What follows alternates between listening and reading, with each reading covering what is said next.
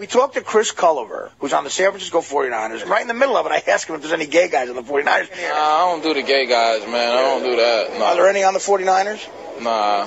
Stop the tape. They don't got no gay people on the team. You know, they got to get up out of here. Can we stop the tape? So we all know that Culliver doesn't speak for the entire team. Yeah, Chris Culliver may have done something kind of stupid, especially in San Francisco, where you got the gay mecca of our country, but he's getting a lot of attention right now. Can't be with that sweet stuff. Nah. Really? Is that true? Yeah, it's true. Culliver, I have news for you. You've probably got gay people on that team. In fact, I think there's gay people on every NFL team. So you would think that among all of those players, that someone's gay. You can have up to 53 players on an NFL team, 32 teams in the NFL, and add to that mix, you have about 2% of the entire population who are gay. Or maybe it's 5% or 10%. All of those gay people, all those NFL players, but not one of them in the NFL is gay. You know, that is something that there is nobody in the NFL.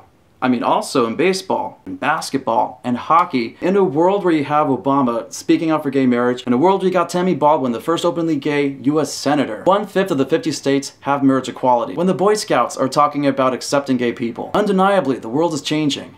But it seems that the NFL isn't exactly changing as fast.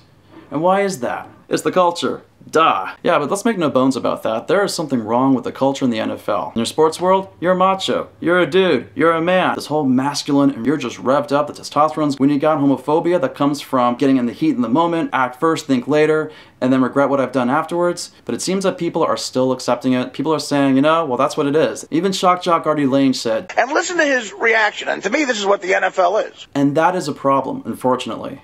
I wish it wasn't a problem, but it is a problem, because the homophobia that comes through in the sports world will then trickle down to all the fans, which will then trickle down to those fans' lives, eventually trickle down into the playgrounds, into the sports teams in our schools. And then all the LGBT kids who are playing sports gotta deal with faggot, deal with homo, gotta deal with all this homophobic stuff. And all that homophobic stuff is justifiable by the fact that there is no one person in the NFL who is openly gay still playing in the league. And the people who are going to suffer the most are those LGBT kids who are playing the game, who've got dreams of being the next Colin Kaepernick, the next Vernon Davis, the next Michael Crabtree, the next Patrick Willis. Those dreams are justifiable. Those dreams are beautiful. And they should never be crushed by someone calling that kid a faggot, a homo. That's sweet stuff. And in fact, if you got a kid out there who wants to play in the NFL, who could become the next Terry Bradshaw or Lynn Swann, but he stops that dream because he's being intimidated on the field, he's being called a faggot or a homo, then guess who loses? We all lose. Think of all the people who are gay growing up with these dreams, but then stopping those dreams prematurely. And we've lost out on however many players in the NFL who could have made a big difference, who could have become stars, who could have ignited further dreams to the next generation, who could have inspired so many other kids to follow in their footsteps.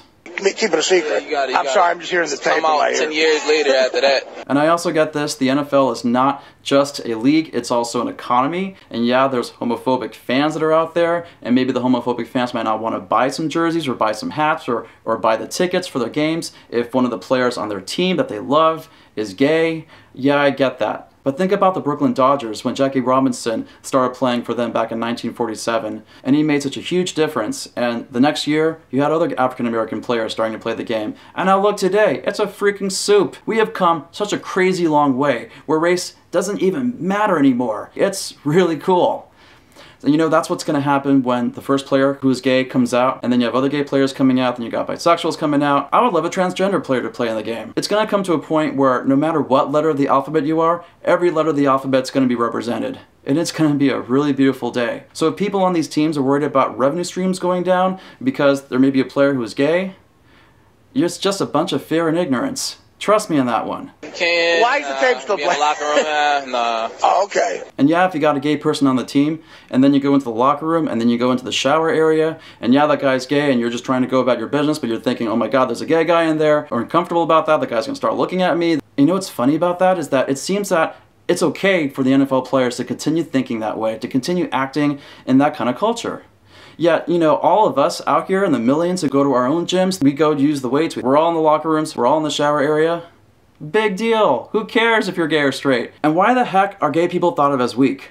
Dude, no, gay people are not weak. Gay people are like anybody else in the world. I'm a gay guy. I played rugby for a couple of years. When you're out there and playing rugby, you better not be weak. You gotta keep your eyes attentive to everything and you're gonna give it your all. Give it your 100% on the pitch, blood or no blood. That's how you play the game. And if you want an example of a player who is gay and who is not weak, I can't imagine a more perfect example than Mark Bingham, who was on Flight United 93 on 9/11 back in 2001 when the terrorists took over our country.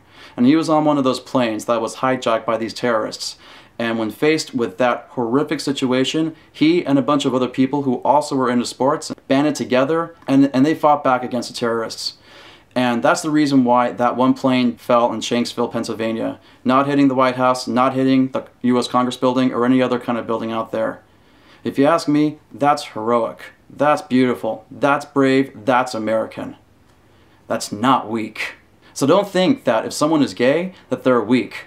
But the problem is that because there is no openly gay player in the NFL, you're going to think that. You're going to think that being gay is weak. And all these people and all the LGBT kids are going to still suffer and not have that dream. Really, there is no reason for someone in the NFL who is gay to not come out of the closet. And sometimes what's right is not what's easy. But think of what happens later on in your life. And when you stood up with courage, with bravery, that's what it means to be an American, to stand up for yourself and to make that kind of difference. We're seriously, literally on the precipice of something big, of finally someone coming out in the NFL. You've got a glass closet that is so razor thin. I mean, there is no reason for anybody in the NFL to not come out. It's time. Oh, okay. You can't hear anything in your ear? Well, Chris, listen, I appreciate your time. Oh, yeah, man, I appreciate Good luck in the game. Good luck in the game, man. All right, be well.